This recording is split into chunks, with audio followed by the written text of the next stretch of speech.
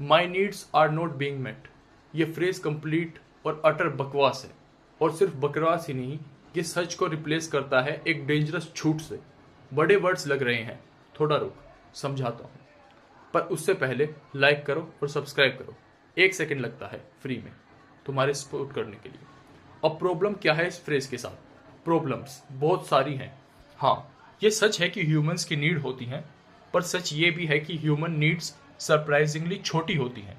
इंसान को थ्राइव करने के लिए, हैप्पी रहने के लिए और एक डिसेंट रिलेशनशिप के लिए उतना ज़्यादा नहीं चाहिए होता। एक बेसिक नीड क्या है? Emotional safety, psychological security. अगर ये नहीं मिल रहा तो उसे कहते हैं अब्यूसिव। एग्जाम्पल सुनो, तुम्हारा ब्रेकअप क्यों हुआ? ओह, मेरी नीड्स मीट नहीं हो रही थी। मतलब वो मुझे रोज चिल्लाती थी, मेरी मूवमेंट ट्रैक करती थी और मेरी जॉब पे मेरे अगेंस्ट झूठ फैला के मुझे फायर करवाने की कोशिश करती थी। ओह, देखा डिफरेंस?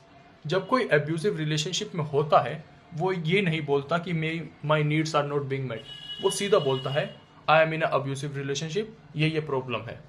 और इसका मतलब क्या है? जब लोग बोलते हैं my needs are not being met, मेरी ज़रूरतें पूरी नहीं हो रही, तो वो अब्यूसिव रिलेशनशिप में नहीं है।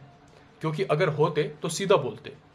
अब असली बात, जब कोई ये फ्रेज यूज़ करता है, वो एक्चुअली ये बोल रहा है, I am not getting what I want.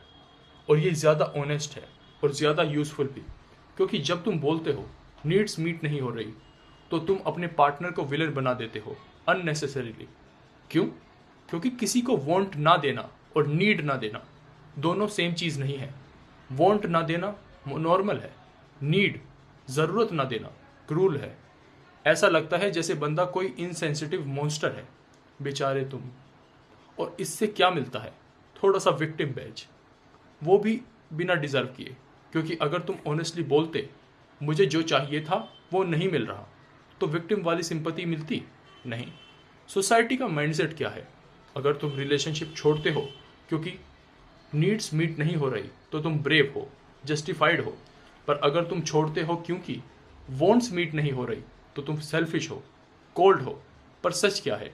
Relationship में आते ही क्यों हो तुम? नीड्स के लिए नहीं, वॉन्ट्स के लिए। तो अगर वॉन्ट्स के लिए एंटर किया था, तो वॉन्ट्स के लिए एग्जिट करना गलत कैसे हो गया? सिंपल लॉजिक है, पर लोग एक्सेप्ट नहीं करते। अब इसको रिफ्रेम करो, I am not getting what I want. ये ज़्यादा पावरफुल है। क्यों? क्योंकि नीड्स का मिलना का मतलब होता है तुम किसी टॉक्सिक ओप्रेसिव एनवायरनमेंट में हो। पर वॉन्ट्स ना मिलने का 1000 रीज़न हो सकते हैं। हो सकता है तुम्हें पता ही नहीं कैसे पाना है जो तुम चाहते हो, और फिर तुम दूसरे को ब्लेम कर देते हो सकता है तुम अफोर्ड ही नहीं कर सकते वो चीज़। जैसे स्टेक हाउस महंगा है, कोई रेस्टोरेंट महंगा है, तो क्या हर कोई कंपेयर करे, कंप्लेन करे? नहीं, सिंपल, अफोर्ड नहीं कर सकते तो कहीं और खाओ। समझ आ रहा है? जब तुम बोलते हो my needs are not being met, तुम अपनी रिस्पॉन्सिबिलिटी से भाग रहे हो पब्लिक में। और जब तुम अपनी रिस्पॉन्सिबिलिटी एक्सेप्ट ही नहीं करते, तो तुम सीखोगे कैसे? और अगर सीखोगे नहीं, तो फ्यूचर में भी वही रिपीट होगा, same problem, different person.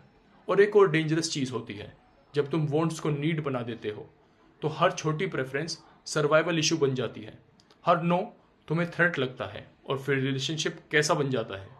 Unstable, exhausting, manipulative. Good idea? बिल्कुल भी नहीं। सच बोलना ज़रूरी है, पर सबसे ज़्यादा ज़रूरी है खुद से सच बोलना।